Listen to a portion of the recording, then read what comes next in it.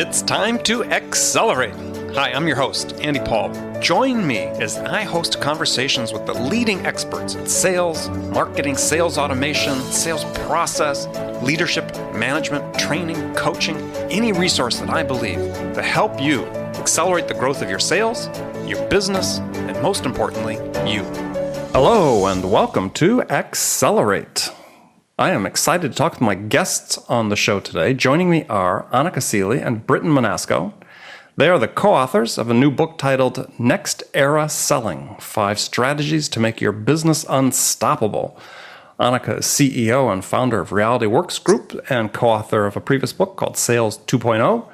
And Britton is the CEO and founder of Visible Impact. Anneke and Britton, welcome to Accelerate. Thank you, Andy. Yeah, it's good to be with you, Andy. All right, so one at a time. We'll start with Anneke. We'll go in alphabetical order. Just take a minute, introduce yourselves. Maybe tell us how you got your start in sales and marketing, if you will.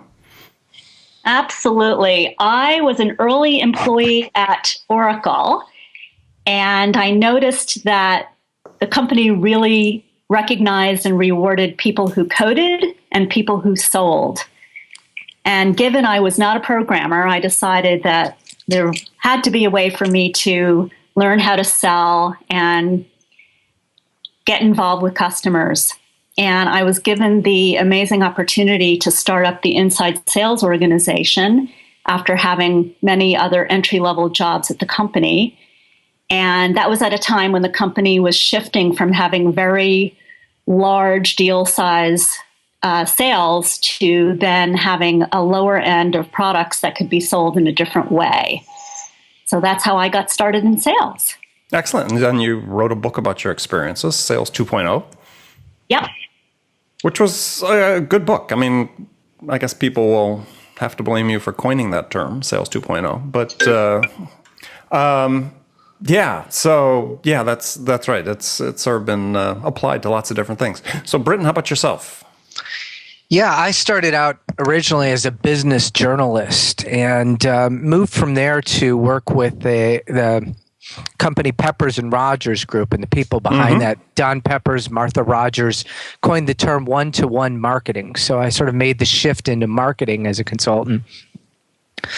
And then went on to launch my own firm in which I focused on really elevating companies as thought leaders, as trusted authorities in their field, and so forth. And over the years, I've not only been the rainmaker for my own firm, but I've gotten increasingly involved and interested in some of the trends taking place in selling, and that's where Anneke and I met, and decided to collaborate on this project of writing what's going to turn out to be a series of books, but one that's coming out shortly, as you said, Next Era Selling. All right. So what was the impetus to write this particular book? We got together at an event, American Association of Inside Sales Professionals. It's the major association for sellers in the inside teams. And I'd written an article about it, and we sat down over drinks during the show and just started to talk about what was happening, and found we had a lot of shared interests and saw some contrarian perspectives that we thought needed to be stated and brought forward, things that weren't necessarily being brought to the fore at that point.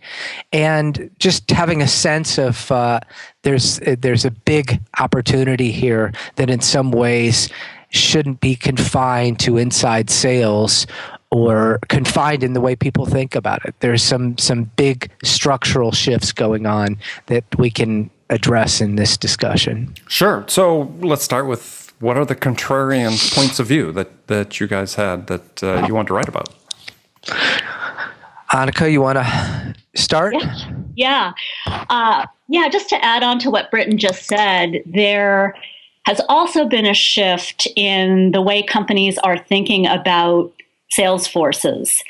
And with changes in buyer preferences and new technologies and new communications preferences, we're really seeing that companies, whether they're calling it digital transformation, cloud transformation, or the virtual selling imperative, which is Britton's term, there's a strategic shift going on in organizational design in sales forces. Mm-hmm.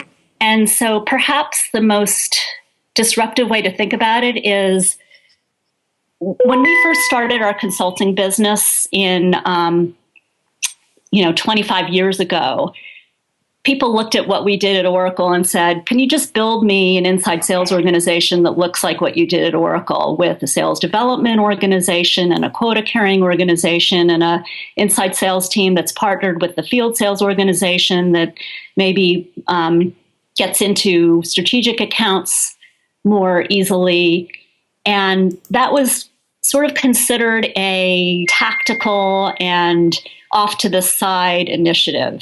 Nowadays, people are looking, I should say, CEOs and their VPs of strategy, VPs of sales and marketing are looking at a competitive advantage of reorganizing their sales force to meet the demands of today's buyers.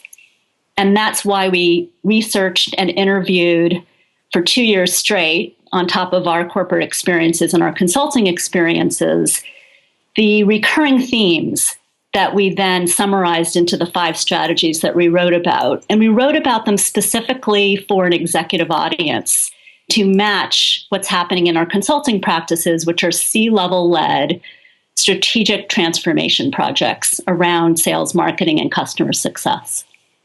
So okay. So what was sort of, let's say, I'm always interested in a contrarian point of view. What did you guys see that you thought others weren't seeing in terms of what was developing and how this was evolving?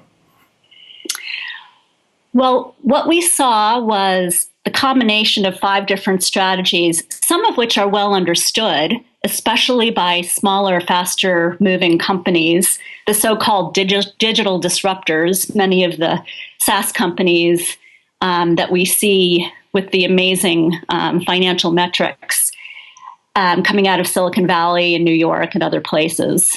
I should say Austin, right, Britton, to give credit to your homeland.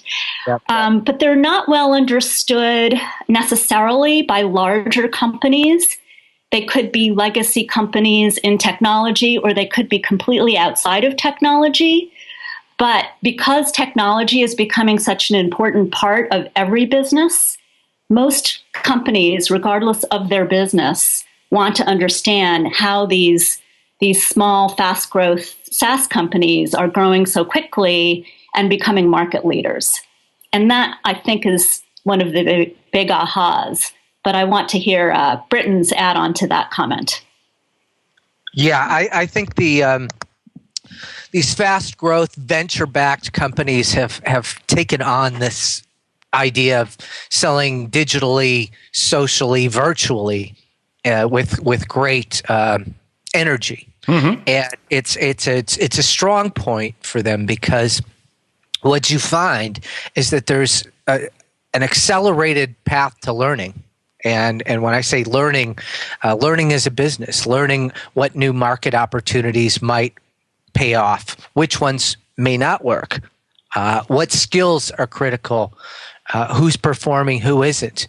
There's just this accelerated nature to having your teams co-located. If that's how they structure it, they tend to have a very co-located digital inside sales team. And then the outside team is more peripheral, but they start with a very heavy emphasis on the inside team, and that's enabled them to penetrate new markets and test hypotheses at a rapid rate and learn as an organization. Now, what's interesting when you get into the more established companies is you find that they've been around for a long time, and they have a structure that's very different, maybe heavily reliant on field teams. And their inside teams often tend to get short shrift, less attention. There's less of a sense that the inside team can do much more than really field leads and qualify opportunities for the field. That's the inside team. Yeah, my sense was during reading the book this is why you were still sort of evangelizing for inside sales, so that people outside the tech sector, tech-enabled world, understand what the opportunity is.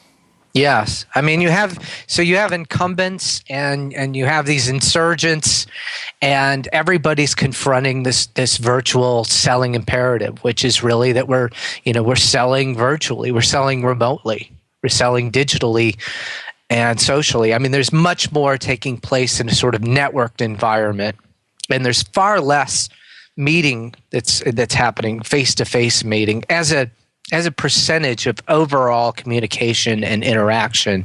And there's lots of reasons for that. One reason is that buyers want this. Buyers would prefer to meet remotely, at least until the deal starts to develop. When we're talking about a B2B complex sale, typically they want to meet virtually, and maybe members of their buying team might be distributed, so it's not like you can go meet everybody in one place in lots of cases. Right. The second thing is that sellers want it, and there's a reason. They want to drive down the cost of sales. That's one side of it, and if they can do more in a sort of digital virtual sense, then their cost of sales it plummets relative to their overall revenue. So the ratios become much more attractive, much more profitable, and that's certainly why the Silicon Valley and the venture capitalists are demanding it for their companies. But then finally, it's the profession has developed and the technology has developed, and so that enables it. So buyers want it, sellers want it, and the technology and the profession advancing enables this virtual selling capability to advance and be embraced by incumbents and insurgents. It's just that the insurgents and the incumbents have different concerns with regard to this. Yeah, I find it sort of ironic, reading the book and certainly, seeing what else has happened on, and as you talked about in terms of all the SaaS companies, and had a lot of founders and CEOs on this show talking about the sales model, is that, 10 years ago in the Valley, I was out raising money for a company, and there were more than a few VCs that said basically they would never invest in a firm that had to have a sales force. And yet here we are, 5 years later. This is the new model with the sales force that's driving, the innovation and pushing the edge of the envelope in terms of revenue production. Yeah, we just need to rethink the sales force. And by the way, we believe there is an enormous upside for the field sales organization. We call it the outside upside, that field salespeople are looking more and more like inside salespeople, because they certainly don't go on site. They don't have to every single time they're meeting somebody. They're dealing with global teams. Where would you even meet? So there's a lot to be learned from the technology-enabled, data-driven nature of what inside sales has always been in other channels. Well, I think that, you've been around for a while. I've been around for a while. I spent years, selling large, complex enterprise systems, multi-million-dollar price tags. I certainly didn't travel a lot. I went and traveled. I did travel a lot, but not like I could have. Most of my selling was done over the phone. Yep. Even then. So, you make that point. Some people may look at this and say, well, what's really new? What's new is the technology and the acceptance of buyers to buy in different ways, thanks to a lot of the consumer apps. We're shifting in our behavior, and therefore we have to shift the way we sell based on the buyer's preferences and what's possible in the speed and the cost effectiveness that the virtual selling imperative enables. There's a level of scope and sophistication that's changing too. It's a far more. It's not like the phone is anything new, but there's a far greater emphasis placed on getting this right and involving people who are out in the field in your networked environment. They can't just be left alone to go make or not make their quota. They've got to be on the grid, as we say in the book, whereas so many of them right now are off the grid, and those companies are vulnerable. I think that's another key thing, is that this is accelerating at a pace that leaves companies who are very conventional in their approach vulnerable. And so the shift in where resources are going, where the money is moving, and the restructuring and redesign of sales organizations, particularly the incumbents and the established companies, they've got to go through some sometimes wrenching changes in that regard. And the insurgents, these dynamic younger companies, have to grow up. And so they're trying to figure out how to be more sophisticated in their account strategies. And that maybe explain why we hear so much about account-based this and account-based that. Right. Which again is somewhat to some degree, is a repackaging, but it's also, given the use of technology, is completely different. Yeah, and I think we have to remember that we didn't always have the visibility at the C level. I think you have in your profile, Andy, that you weren't really thought of as salesy when you first started in sales, that you were introverted and analytical. I mean, these are the skills of Sales 2.0 leaders. They're both artists and scientists. And the C-suite appreciates the measurability, the predictability, the metrics of the kind of selling we're talking about. So we've been elevated from some tactical function that sells low-end stuff or generates leads for the field sales organization to a strategic C-level initiative in more and more projects that we see today. On top of that, the stuff that we grew up with in Silicon Valley, in New York and Austin and other places that are advanced technologically have not made it to, all of financial services, manufacturing, healthcare. These are really new concepts. Oh yeah. So how do we get these other sectors to start embracing this? I think what happens is that they see success stories in peripheral fields. That's one thing. But then some of the more conservative sectors also have companies that embrace new strategies.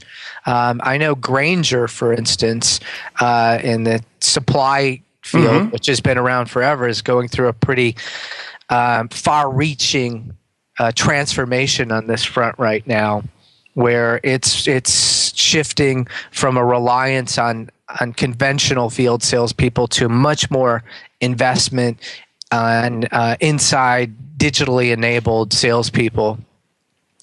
And this kind of thing, even in a more old line industry, gets noticed and starts to influence how things are done. It just takes one successful player that's driving out the cost of sales and getting superior returns and superior valuations in the eyes of Wall Street, for instance, and everyone starts to take notice. So this will be something that we should be looking for in the next few years, is Wall Street analysts starting to ask questions about this, starting to say, tell us about your sales structure and your sales design.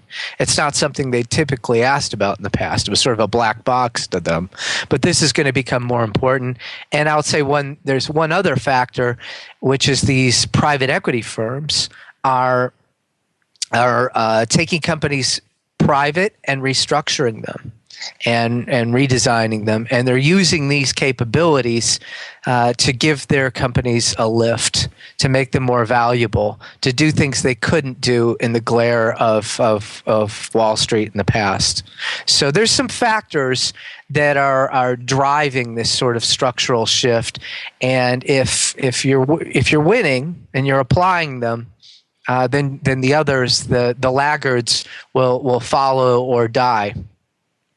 Well, so one of the questions, I guess, becomes is, how do you guys, through your research and what you know, is how do you see, the SaaS sales model, we'll call it that for now, this inside sales model or the inside upside that you talk about, or even the hybrid. I mean, how do you see that evolving, right? Because I was at the SaaStr conference in February, and some guy sat down next to me, introduced each other, and he had VP of sales at a pretty successful SaaS business.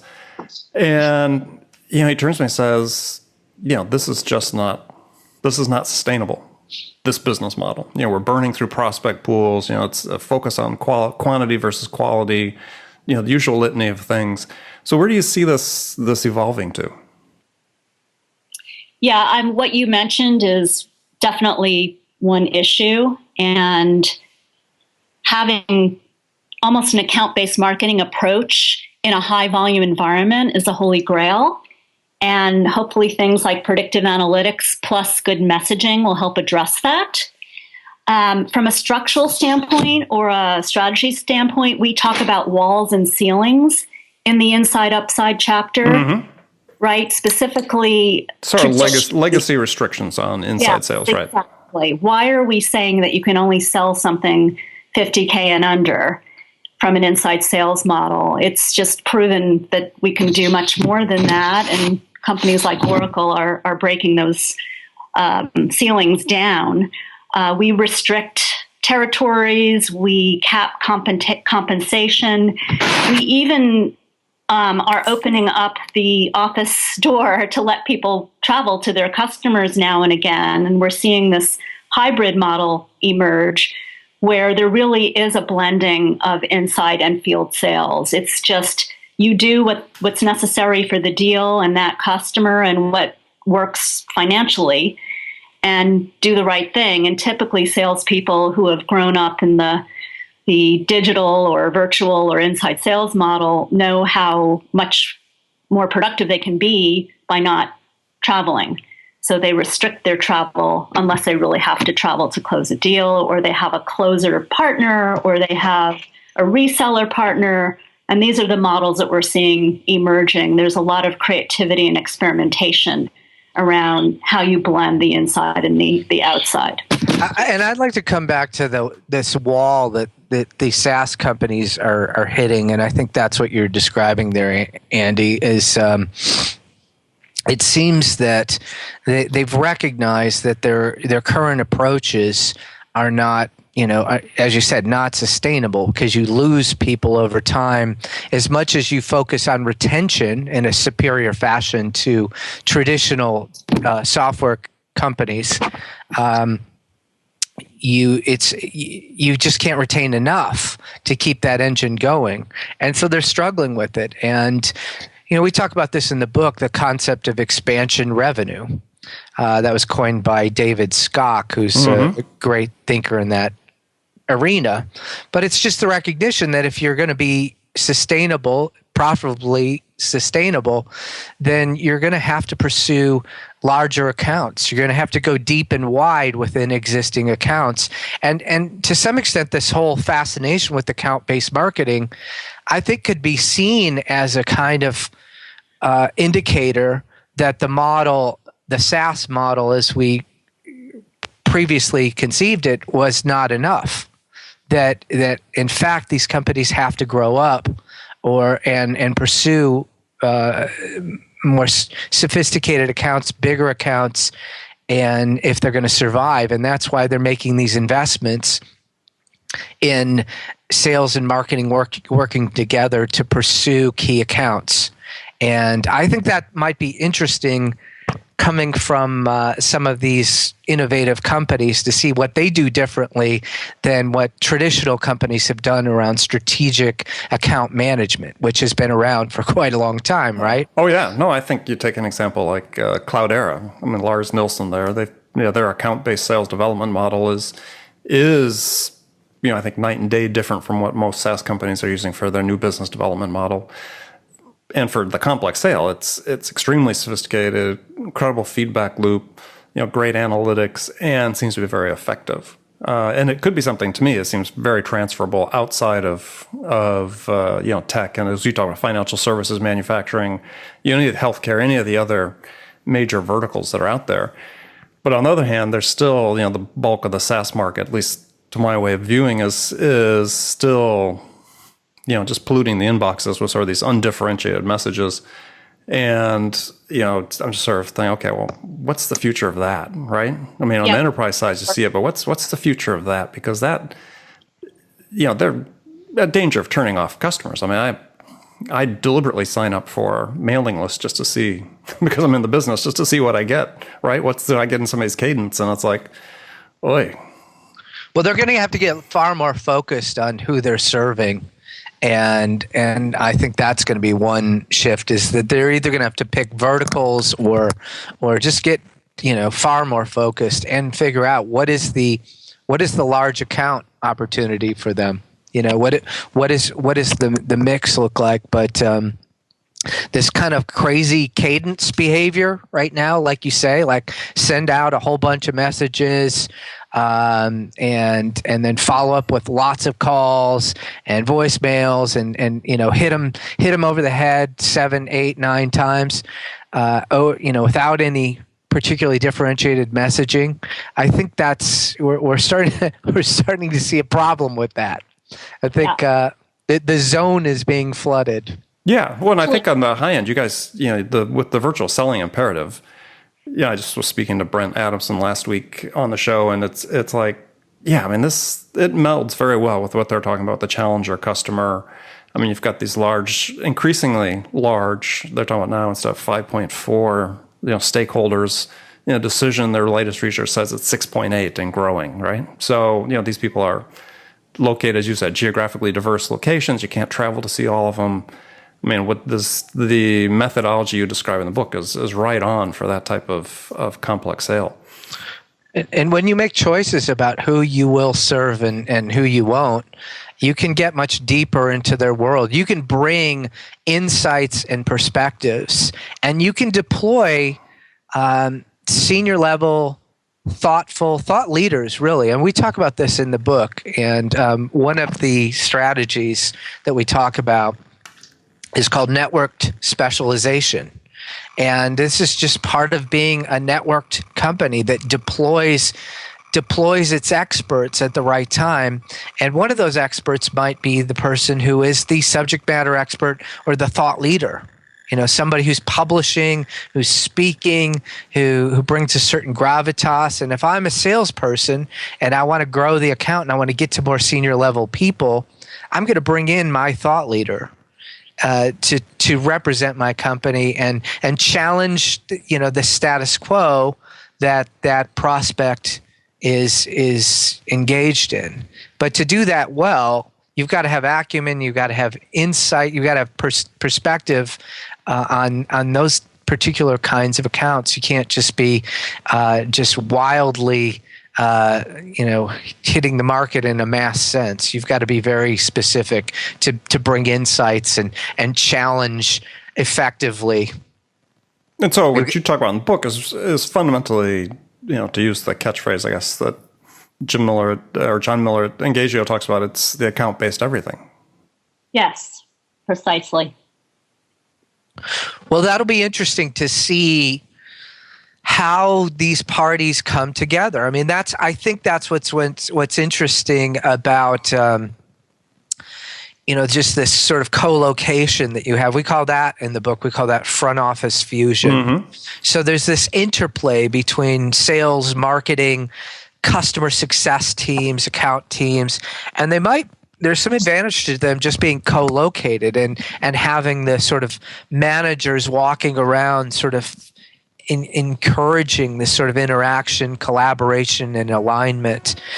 And well, it's really redesigning the functions, right? I mean, to me, I think what you're talking about in a lot of ways is sort of a substantial sales process re-engineering taking place across these functions, not just sales, but as you said, the co-location of functions, marketing, customer success, and so on. Yeah, you're redesigning to try and eliminate the silo effect that might have otherwise, grown out of a growing company would have sort of gravitated to silos, or a larger established company might be stuck in them. And that's a great deal of what's going on here with this sort of restructuring and redesign, is to figure out how are we going to collaborate more effectively? How are we going to align more effectively on behalf of the customer? When do I deploy different experts? And when do I, because I can't train my salesperson to be everything. In fact, we're loading them up with more and more asks in terms of what they're supposed to do, and that's a danger, as opposed to figuring out how are we going to deploy specialists at the right time in the right way, so that we can guide the buyer in a way that's truly successful and satisfying from their perspective. And they keep in mind, the buyer has 5.3 or whatever members of a decision team, and they all have different perspectives. So this is becoming a very increasingly complex process that can't be managed by a single salesperson. And this also speaks to the elevation of this type of work. We can't fix front office fusion by reorganizing the sales organization alone. This is a C-level or chief customer officer or chief strategy officer level functional project to make sure that the organizations are aligned in terms of metrics and goals and compensation and processes and handoffs and all the things that make the strategy work in implementation mode. And communication is a big part of that. Sometimes there just isn't time or isn't the inclination. And it's what we bump up against in almost every consulting project, that there's almost always, especially in a large, complex organization, opportunity for improvement to get these functions working together so that the customer has the best experience with your business. And I think one of the keys to that you really bring out in the book as you read through it is that the way to do that is to have each group really do less, right? Be more focused, do less. At least that's the interpretation I have of it, is that you have to make their responsibilities more focused and completely unambiguous. Quality, not quantity. And we've gone way over on the cadence and activities and metrics and science side since the publishing of Sales 2.0. And now it's time to move the needle back towards art and personalization and, really intimate connections that we're not experiencing right now with a lot of inside sales implementations in particular. Yeah, I mean, the personalization is, we hear vendor after vendor talks about, we can support personalization in a way no one else does, but it's still basically a mail merge functionality with putting their first name in the email. Exactly. If you're trying to do it at scale. I mean, I think that one of the things I really liked about your book, too, is what you guys wrote, is that just the point you just made is that, this, as you talk, the intimacy of the relationship that you have with the buyer, even you have all this technology, even though it's virtual, the importance of that is not diminished in any way. In fact, in some respects, it's actually heightened because it is virtual. And how you build that relationship, how you establish credibility and trust and so on is arguably more difficult when you're doing it virtual. Yeah, how do you make somebody feel important when you're sending the same message to 50,000 people? Yeah, well, even in a complex world, where you're having a good maybe opening initial sales conversation, one of your initial sales conversations with various stakeholders, and maybe in some cases you do have the case to do it through video, maybe some cases just on a phone. How do you establish that relationship? How do the body language isn't there? You're relying more on, as you said, the virtual ways of doing things. There is an art there that I said is perhaps even more difficult to master than it is if you can be face to face. Have you experienced somebody doing it well, Andy? I think it's hard, but I mean, I go back to my own experience. I mean, I spent years doing that, where you had to build relationships with the people. We wouldn't get on a plane and fly to Asia after one phone call with a prospect. Right. We would have to work that. And I hate to say this was in some cases before email. We have to work that relationship in a way that was virtual. and before you invested the money to get on a plane and go see them. So I think it's been around. I think we sort of go through a cycle where we tend to get excited about the fact that, technology can take care of that. And I like to say it, technology will take you, to use the old telecom term, it doesn't handle the last mile. Technology is great to get us to that last mile, but that last mile, we still got to do some selling. And that's where the art really comes in. And a sales force is still important, right? Of course. For many products, not for every, but for many. Yeah, I mean, there's obviously a lot of different opinions about what's going to happen with the sales force. But I mean, more and more, especially on the enterprise side, you're not hearing people say, we're going to replace all of these sales folks. No, they're going to maybe have to be reskilled, as you talk about. They may have to be much more of a specialist, and this is what I advocate. I think if you're a generalist, your future is imperiled. But I think to the degree that you can develop yourself to have more specialized knowledge to add value to your customers, then you're saving your spot. Yeah, and I think even one kind of specialization is ironic, but I think to be greater at packaging up the expertise within your firm, to draw on the experts, the sort of networked experts that you have at the right time in the right way, and recognize that is your expertise, is to essentially pull those things together on behalf of the client and deploy the right expert at the right time and make sure that goes well.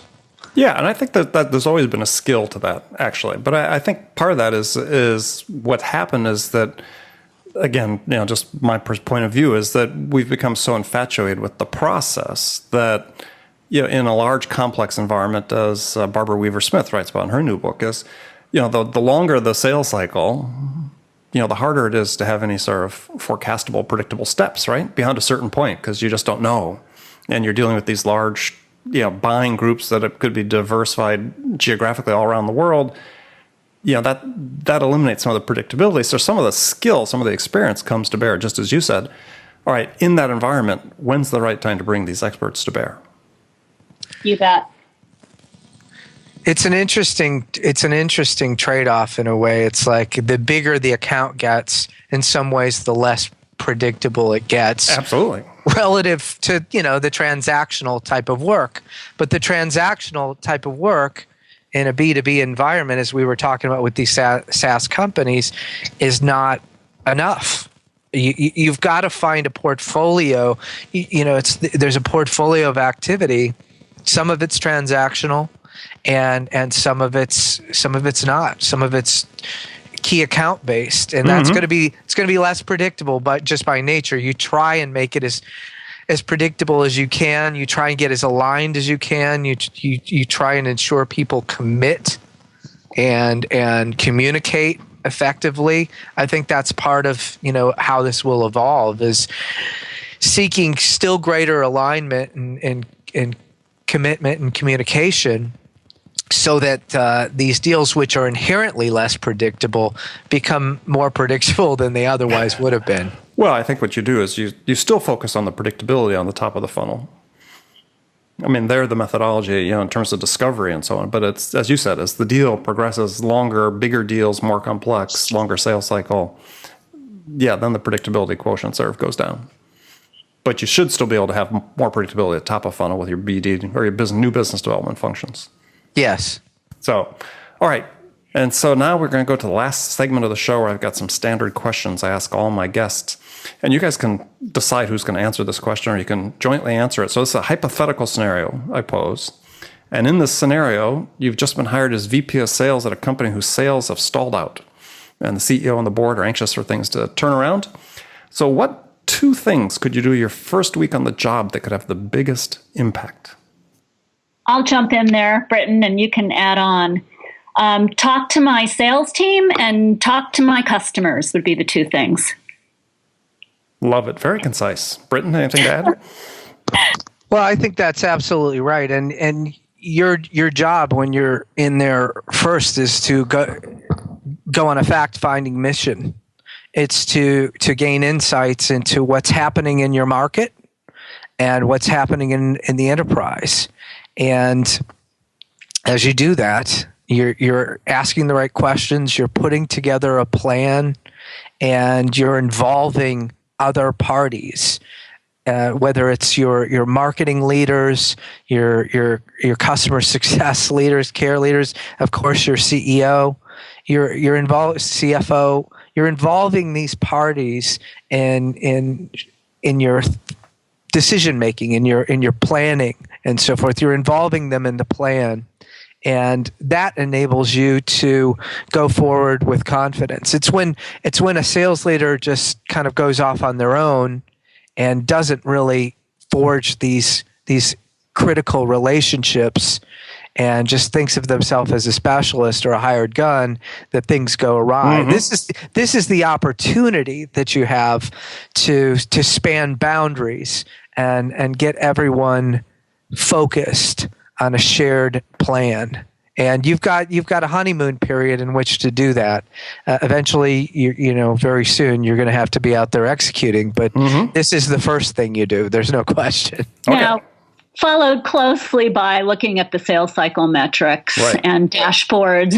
But you only got two things, though. Yeah. Okay. Well, can I combine? Can I concatenate? Sure, you can concatenate. Yeah. I should have said listen, not talk to. That was a bad choice of words. I know. We've already noted that, by the way. Okay. All right. So here's some rapid fire questions. You can give me one-word answers if you want. So I'll ask it first to Anneke. So when, Anneke, you are out selling, what's your most powerful sales attribute? Curiosity. Okay. Britton, how about you? When you're out selling, what's your most powerful sales attribute? Good communicator.